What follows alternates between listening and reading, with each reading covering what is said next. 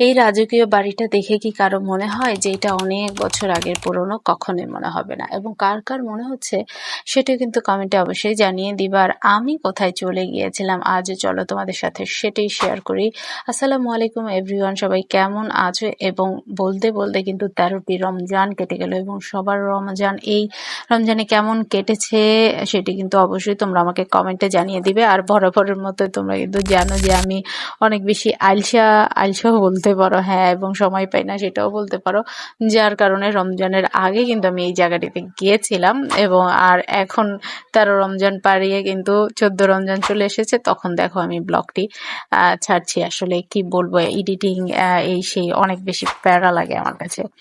তো এই জায়গা, এটা হচ্ছে সোনারগাঁও, ঠিক আছে, জাদুঘর নামেই পরিচিত, সবাই জানো। এবং অনেকেই আমার জানা মতে বাংলাদেশে যারা বসবাস করে তারা এমন কেউ নেই যে এইখানে যায়নি। আমার মনে হয় খুব কম সংখ্যকই মানুষ রয়েছে যারা এখানে একবার হলেও আসলে যায়নি, এমন মানুষ খুঁজে পাওয়া খুব মুশকিল। এই যে এই নৌকাটা যেটা দেখেছেন এইখানে, এই জিনিসটা আমার কাছে নতুন লেগেছে। এছাড়া আমি প্রায় মনে হয় সম্ভবত 2007 সালে, আমি যখন অনেক ছোট ছিলাম তখন গিয়েছিলাম।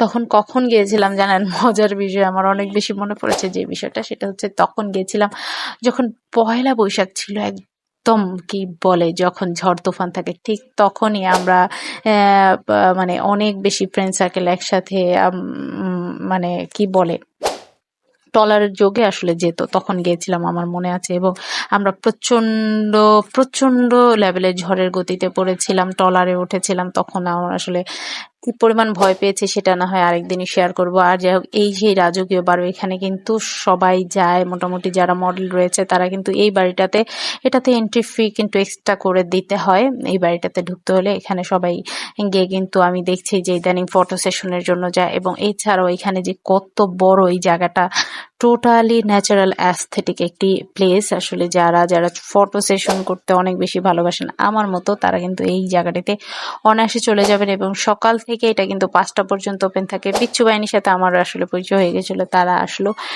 পুরো পুরো যেই সোনারগাঁও জাদুঘরটি রয়েছে সেটি কিন্তু ঘুরলাম। ঘোরার পরে এই যে এখানে কিন্তু নিজস্ব হাতের তৈরি এই যে এইগুলা যা দেখতে পাচ্ছেন, আমার অনেক ইচ্ছা ছিল এখান থেকে কিছু ক্রয় করে নিয়ে আসবো, বাট আসলে বিভিন্ন জায়গায় ঘুরবো এই কারণে এই ক্যারি করা জিনিসটা আমার কাছে ভালো লাগে না, এই জন্য নেই। তবে এই যে দেখেন, এখানে কিন্তু জিনিস দেখার পরে, এখানে তাজমহল দেখার পরে কিন্তু আমার হঠাৎ করে মনে হয়েছে না ভাই আমি তাজমহলে যাব। তবে ওই দিন এখান থেকে তাজমহলের দূরত্ব অনেক বেশি হয় কিন্তু যাইনি, কিন্তু পরে কিন্তু আমি অবশ্যই গিয়েছিলাম। সেটি কিন্তু নেক্সট ব্লগে আপনাদেরকে আমি দেখিয়ে দিব। অবশ্যই কে কোন জায়গা থেকে আমাকে দেখছেন সেটি কিন্তু কমেন্টে জানিয়ে দিবেন। আরও আরেকটি বিষয় আপনাদের হেল্প লাগলো, সেটি হচ্ছে এখানে এই যে যে মিউজিক গুলো ব্যবহার করে, গান টান, আমার না কপিরাইট চলে আসে। কিভাবে আমি কোত্থেকে ব্যবহার করলে কপিরাইট খাবো না সেটি আমাকে একটু প্লিজ কেউ জানিয়ে দিবেন। আল্লাহ হাফেজ।